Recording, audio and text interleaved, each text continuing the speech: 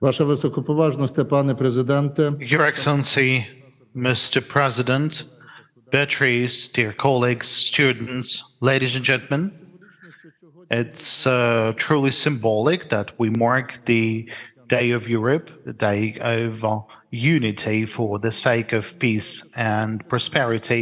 The Kyiv National University cherishes the partnerships with the Alliance of Universities. We hope for the development of cooperation between our institutions for raising the awareness of Ukrainian society about the institutional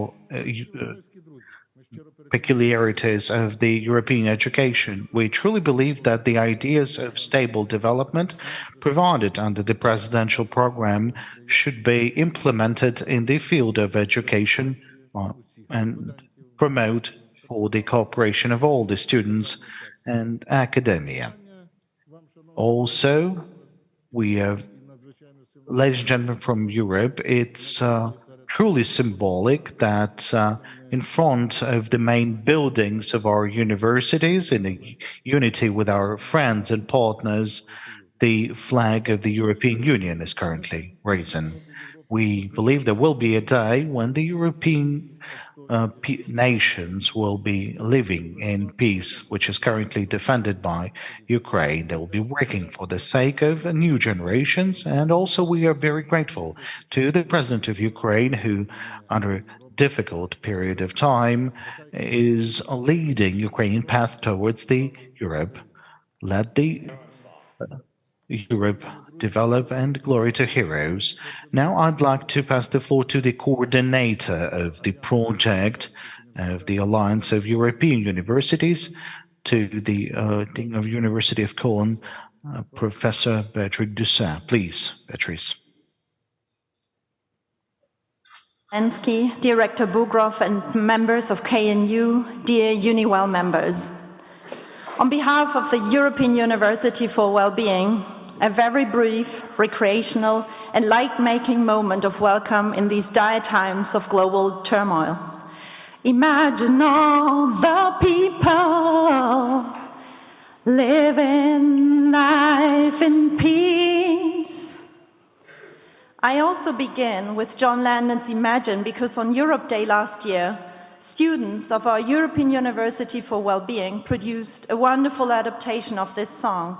With it, they wanted to commemorate the 1915 Schuman Declaration, to call for peace and to send to you, then, what has also been important to Schuman's idea of the European Union: solidarity, love, and unity.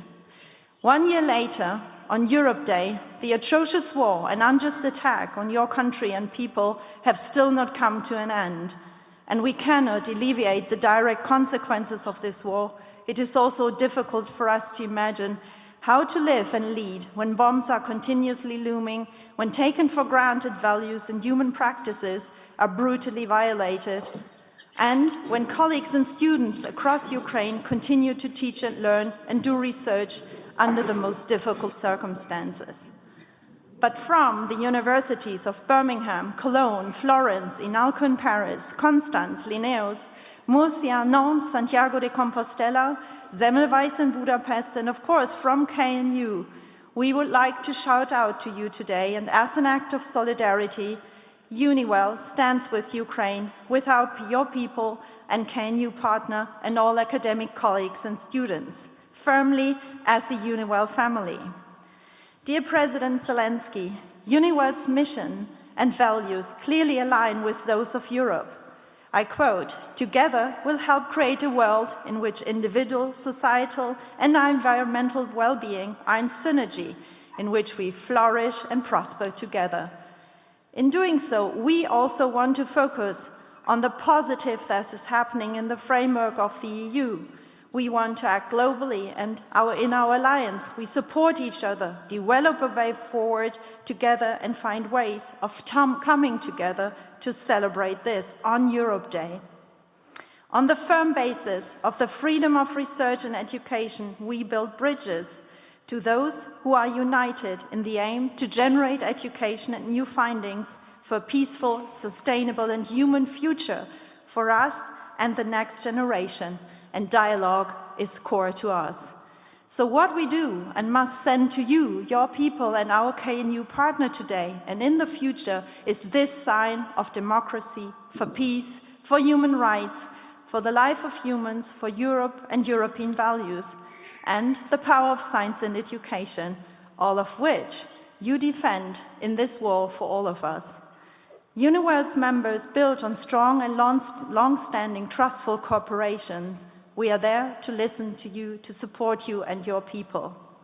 President Zelenskyy, while we worry and think about what all of this does to you, to your family, your teams and your well-being, we would also like to stress we admire your courage and how you co-create with Europe. As a German, I'd like to say that it's fantastic that you and your people will receive the Karls Prize soon. Congratulations. We have now no UniWell award yet, but for now, please accept the invitation to join the UniWell family. Thank you for granting UniWell this historic moment, for taking the time on this Europe Day to address us. This is truly outstanding. We thank you for taking the time to talk to our students who are dear to you and us and who are our future, because, as 25-year-old poet Amanda Gorman says, "For there is always light, if only we are brave enough to see it, if only we are brave enough to be it." Thank you for your inspiration. We are motivated to carry on together. Thank you.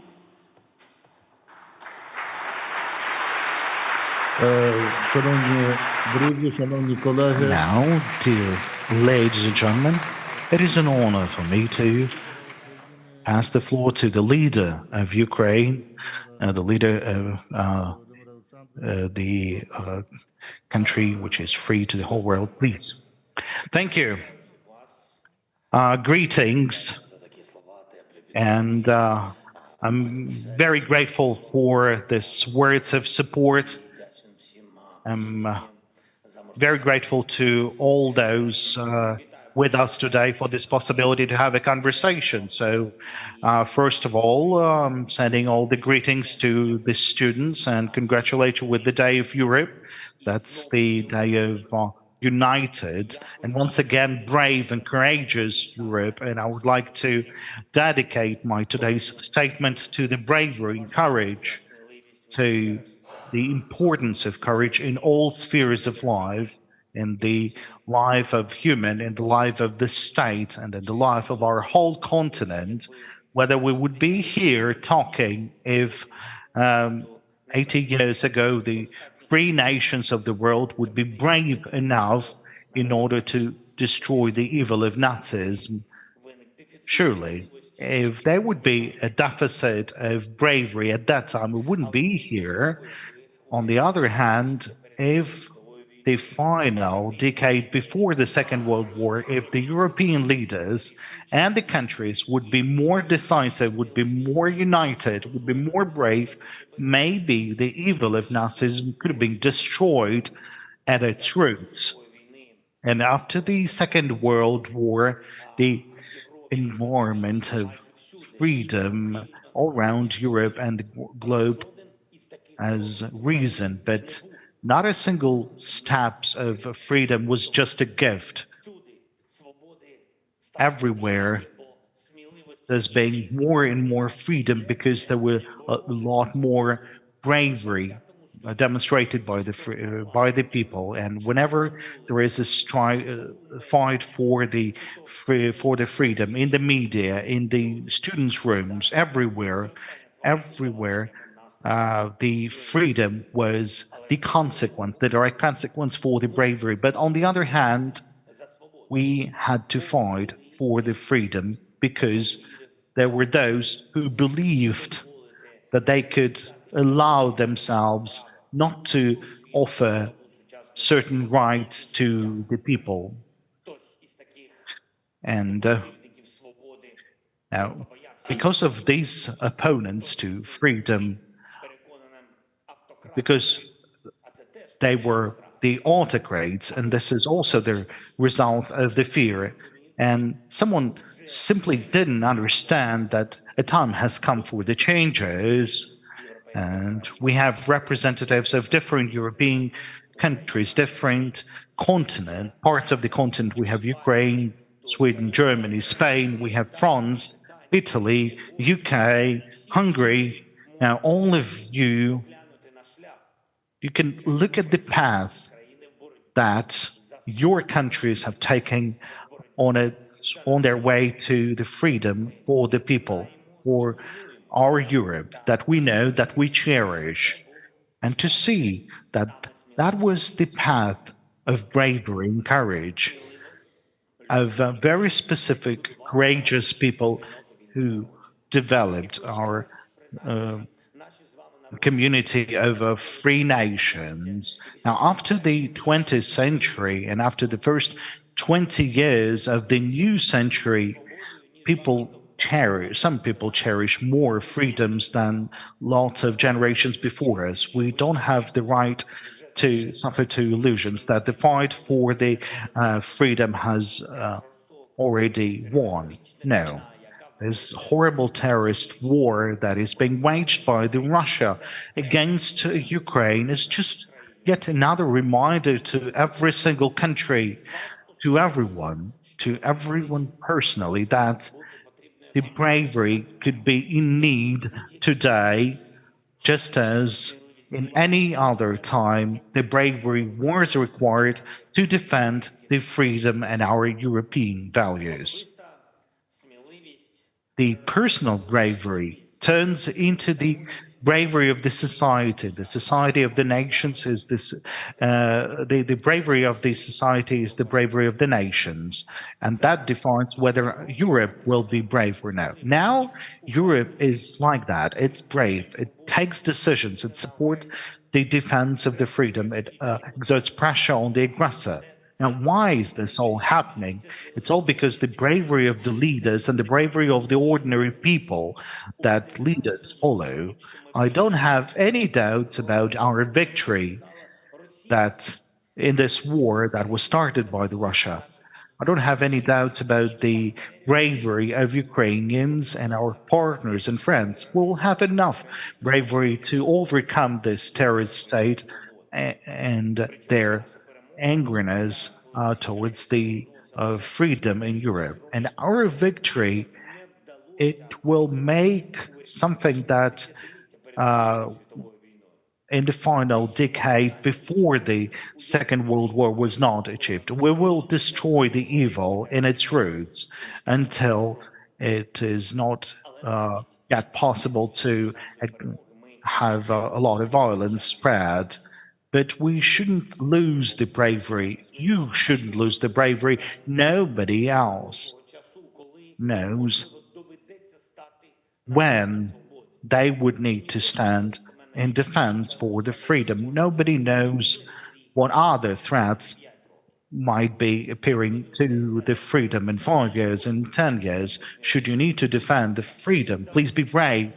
Please do not undermine those values in the face of those trying to destroy that, so that the freedom would not be lost. I mean, if that wouldn't be the case before us, we wouldn't be with you. If we wouldn't be defending the freedom, would there be freedom after us? And I'd like to wish everyone to find the sphere in which your bravery would give more freedom and more capabilities to the Europe. And I really wish that this generation, your generation, will offer your children even more freedom and more values that we are providing already. I thank you for your attention once again. I'm happy to congratulate everyone with this Day of Europe, and hopefully next year we'll be able to celebrate the Day of Europe in Ukraine. I truly hope that this would be possible in the peaceful Ukraine. Glory to Ukraine. Glory to heroes. Oh, thank you, Mr. President. And now we'd like to ask the participants of our meeting to ask their questions. And Graham Garrison, now you'll have a chance to moderate this Q&A session. Thank you. Thank you very much, and thank you, Mr. President. Sorry. Поки можливо. Ніколи не чую. Thank you, Mr. Well, I President. can't. Yeah. Thank you, Mr. President, for taking the time to join UniWell Europe Day, this event this afternoon, and thank you for your inspiring remarks. And thank you for the leadership you've shown for the past 15 months in Ukraine and the world. My name is Graham Harrison, and I'm the Managing Director for UniWell, the European University for Wellbeing. It's my privilege to moderate this question and answer session. And thank you again, Mr. President, for your interest and your willingness to take questions from students across Europe. I'd like to quickly introduce the process we're going to use today. I will call on each UniWell member institution in turn, and I would like the student to come forward and ask their question briefly, and then we'll give the opportunity for the President to respond to you. So our first institution today is the University of Birmingham. Thank you.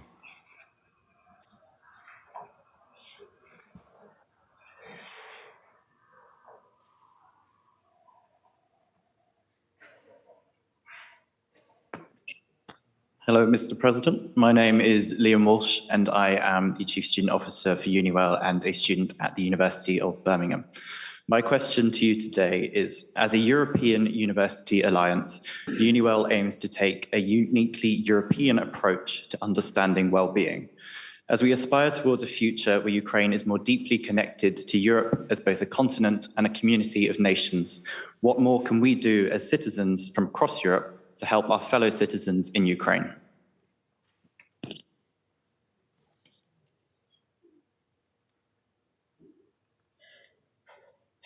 Дуже дякую тобі за запитання. Thank you for this question. I think the answer is all about the fact that there is a mistake in your question. You're asking like what you as the citizens of Europe can do for the citizens of Ukraine. Now that's where the mistake is. You have to understand that we're all the citizens of Europe. And when there will be no boundary, when there will be no division, then we will understand that we're coming from the same world, that we have the same values because we're defending those values. And then you'll be able to find your answer to the question when you will understand that we're all the same. We're all kind of European people, yes. At a certain point of time, Ukraine was part of the USSR, and we heard the quotations from John Lennon, from Beatles, and I could quote that nobody wants to go back in the USSR. So, I mean, we're just the same Europeans as you are. So whenever you're asking what can you do for the citizens of Ukraine, just as you're doing that, I mean, defend the freedom as we are defending, not on the battlefield, but it's important that you exert pressure on your own society so that the society would be united in its support of Ukraine by condemning the Russian aggression, exerting pressure on the political leaders who should be supporting Ukraine and imposing sanctions against Russia. If to have these sanctions, then those sanctions has to be powerful, just not to sit and wait. If to assist Ukraine in the media, in the informational space, then at 100%. Now, this is what we have to do. We have to realize that this is the war of Russia against Europe, against the world. So we are the same people, all the same people that Russian aggression is targeting. But these are Ukrainians who are defending Europe. So supporting Ukraine is just not is very important. Thank you. The next question comes from the University of Cologne.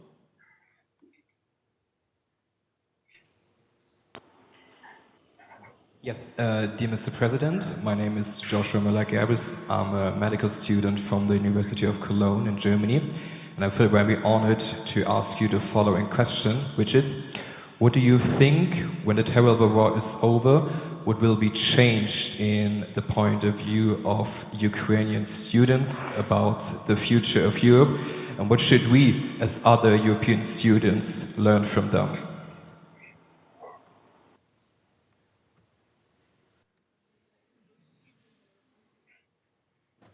Щось дуже складно було в вашому запитанні. Well, that was a very difficult phrasing, or maybe that was a very difficult interpretation.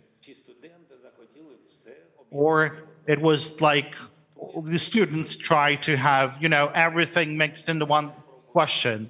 Let me try and answer them, and then you will say whether you intended that as the question. So when this war is going to know, well, how I understood this question, when this war will be over, how we can help?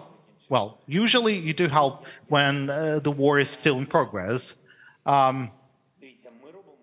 Look, we are doing everything possible for this war to end. So, and we are fighting, and we don't need a frozen conflict on our territory. We want to push Russians out of the territory of Ukraine, and we don't want to have any other continuation of the war. We want to be free, and once again, to remind that we're not in a puppet theater of President Putin, but we are a country with dignity. Now, how the students community can help? Well, in many ways, students are the bravest. That's to continue the topic of my statement. We had two revolutions in support of the freedom and our European choice. We had the war started. Now, in all of those activities, the first on the Maidan, the first on this revolution, the first were the youth. They were coming the first. The students were coming first because this is a unique energy. Now, after the war, what do we need to do? We will need to recover and reinvent the destroyed country of Ukraine.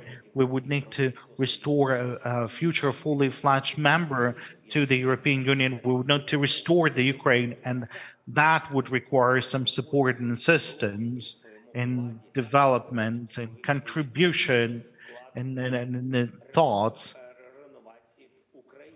So there would need to be a contribution in the recovery and renovation of Ukraine. So we would be happy to invite the students with their ideas, with their knowledge.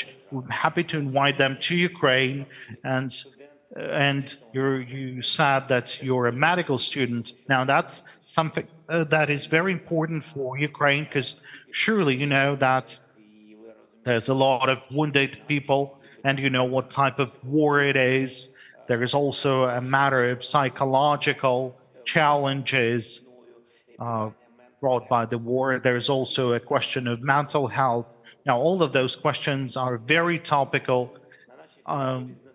after the war, so surely we would need your support in our territory after the war. Although that's going to be a win-win environment for Ukraine, that would be really an assistance from people like you, and for you, it will be more experience. Ви це мали на увазі?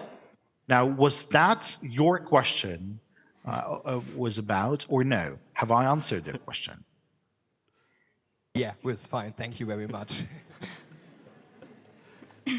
Thank you so much. Great. Тобто я високу оцінку отримав. So I got a high mark. Thank you. Thank you. Our next question comes from here at the University of Florence. Good afternoon, Mr. President. I'm Federica from the University of Florence, and I would like to ask you if there is a way for you and hopefully for the Ukrainian citizens to find well-being every day and how, despite the current situation.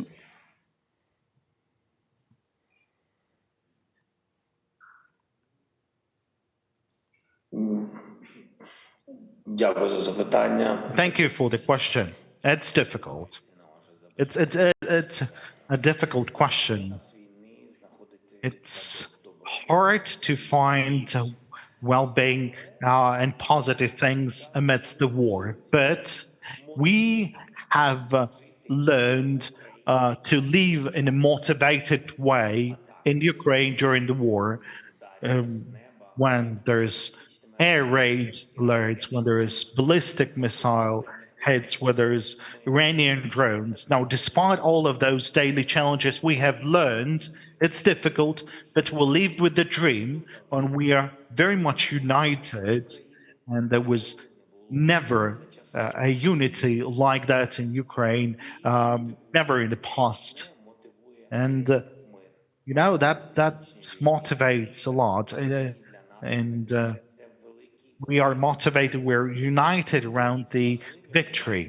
So it's important that there are some values that we fight for, but these values, you don't really pay attention a lot to them during the time of peace. I mean, friendship, families, relatives, your house, your dog, your child, a beloved person. And all of those things that are very, very important. And after a certain period of time, you realize that these are the most important. This is what holds you on this place. This is what you live for. And this is now what we are fighting for. So that's what holding us together. Thank you. Our next question comes from Inalco.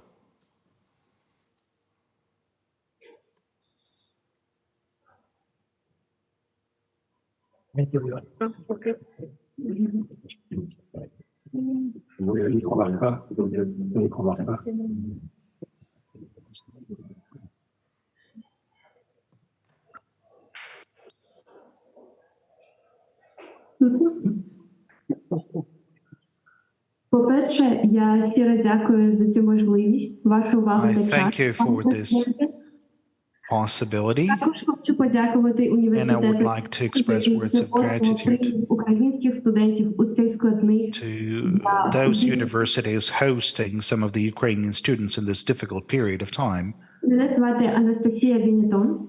My name is Anastasia Benetton.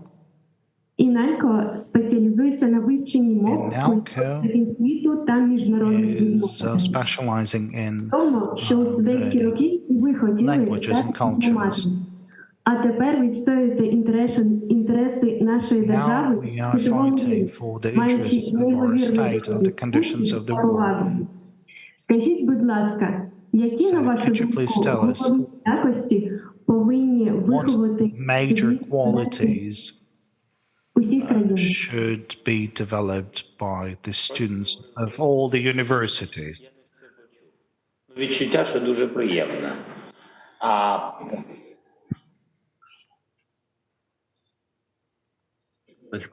Окей. Мені складно сказати за всіх. Well, it's hard to tell you for all the students from all the countries of the world. I'm taking responsibility for Ukraine. It's hard to take responsibility for the rest of the world.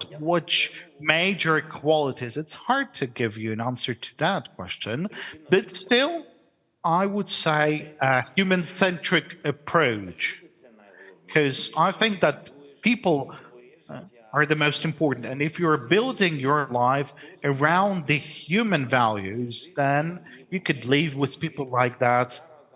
You could spend the life with people like that. You can love one another. So I think that it's all about the human qualities, the dignity, the freedom, the respect to others, the respect human rights. And I believe that this is the most important thing to pay respect to the rights of others. Don't think about your own rights, but think of the rights of others as well. Because if you're not violating the human rights, the other human rights, then there is a big chance that you'll be respected. So your attitude to life, your attitude to different people will turn into the attitude towards you. So that's what I think. If you're not an aggressor, if you're not taking anything from anyone, then there'll be a respect towards you, towards your rights, towards your life, and then towards your work, your, real estate, whatever it's important for anyone. So it's important to pay respect to the rights of others. So I think that's the most important. Дякую. Слава Україні! Thank you. Glory to Ukraine. Glory to heroes. Thank you. Our next question comes from Constance.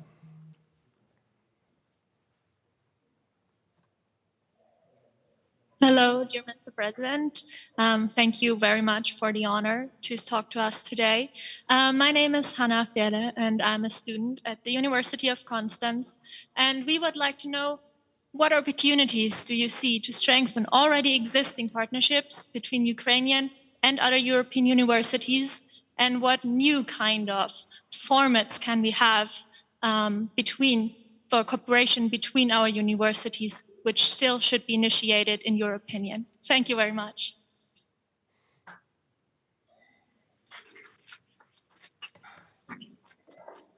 Я хотів би вам нагадати, що я не міністр I would освіти. like to remind you that I'm not a minister for education. I'm not a dean of a university.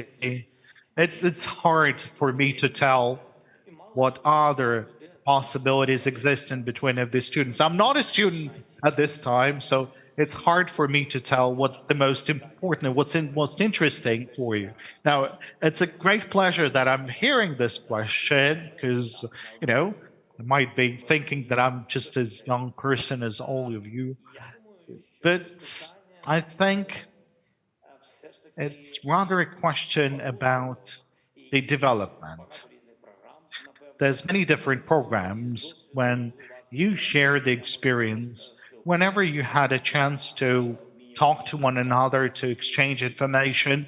And I know that there are programs when the Ukrainian students today, which have some limited capabilities now because of the war, now they don't have a chance to this social dimension, that they have to have an online education. Now, because of the online education, they have a chance to access the library and to have an access to the knowledges of other universities.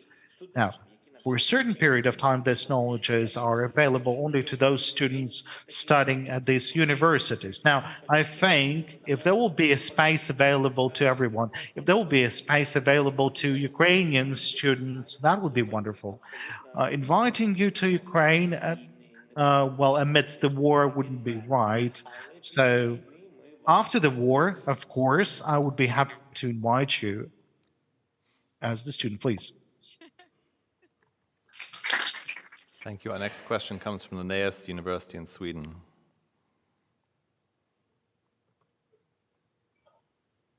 My name is Shen Dong, a master student of international affairs at Linnaeus University.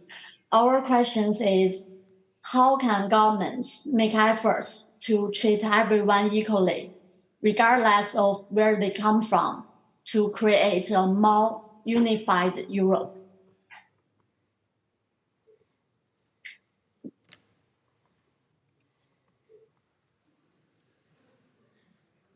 Ну, абсолютно, повинна бути абсолютно. Well, there has to be an open legislative platform for that. In Ukraine, there's equal rights to everyone, and it could be different age, different gender, different sex. And we have to develop all that. There are challenges. Not everything is ideal, and there's a lot of things that we need to work on, but those steps has to be taken. And frankly speaking, the European model and the European legislation, it gives the chance, not to come up with anything new. For example, just recently, despite the war, we have adopted the Istanbul Convention, and still, despite the challenges, despite the war, we have to take further steps. And that's the strength of the European Union. If the countries can see themselves belonging to the European Union, belonging to the other equal countries, they have to know that all the law, all the legislation that exists any single country of Europe will be applied to your country as well. And we are absolutely open to that. Now, despite the fact that we're not, at this point, we're not a member of the European Union, but we're taking the steps and we are adopting all the necessary laws. Thank you very much. Our next question comes from Semmelweis University. Thank you. Dear Mr. President, my name is Sloan Kadrinko. I'm a dental student at Semmelweis University. Thank you very much for taking the time to speak with us today.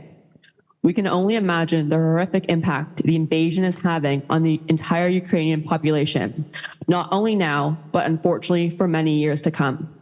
As university students and younger citizens are already considered a high-risk population with respect to experiencing mental health distress and/or mental health illness, how does your government address the issues so the Ukrainian leaders of tomorrow can deal with the horrors of today?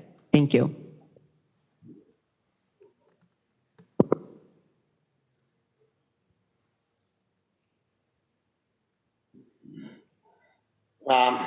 Дякую. Ви знаєте, Thank you. скажу вам чесно, я не хочу Frankly speaking, I don't really want to be very political in answering your question. And I would like to answer you as an ordinary person. I don't believe that the government of our country is,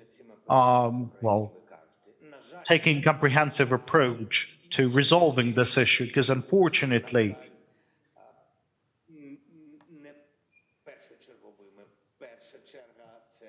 the large priority for us and the major priority for us is to survive at this war. That is why our ministries, it could be different ministries in different directions, we all are currently working in relation to the war. We are tackling with the war for the sake of the peace. And whenever we're talking about the schools, so surely there has to be all about the quality education, equality skills. But we have to prioritize the capabilities. So we need to have bomb shelters at schools, bomb shelters at universities. That's why we're dealing with the repairs and renovations for the universities that were under attack. That is why we're trying to relocate the university that were located on the occupied territories of Ukraine. That's our example of our attitude towards the university. So security first, and then comes the education. And the same goes in many other directions. Our task is to save the lives of the people and to give them some sort of the quality of life, because their values are very important, because their fathers are on the front lines, and our academia, they're fighting while they could be traveling to some other country, and they would be in need in those countries because they have the experience, they have the knowledge, but still they have stayed and they will serve, and they are already serving to Ukraine. So that the approach is currently as I've described to you. This is what we have. We are surviving at this point, and we are kind of adding up. We are trying to support our people, because you can't lose the motivation for the Ukrainians. Whenever the Ukrainians will lose the motivation, we'll lose our state. And if we'll lose our state, there will be a threat of the independence of Europe. Thank you. Our final question comes from KNU in Kyiv.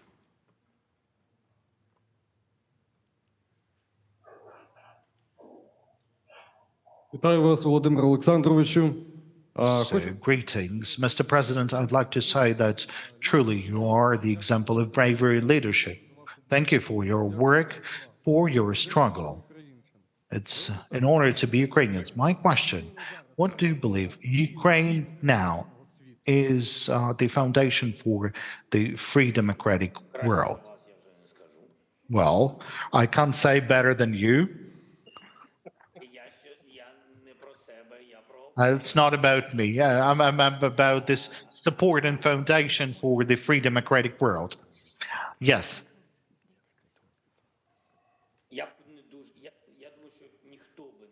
I think no one would really want Ukraine to be defeated, because they would need to find another foundation, another support, and that would mean that someone else would need to fight, would need to lose lives. So Ukraine is not just a support of a foundation.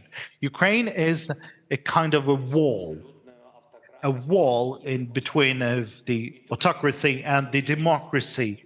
And so we have to stand in order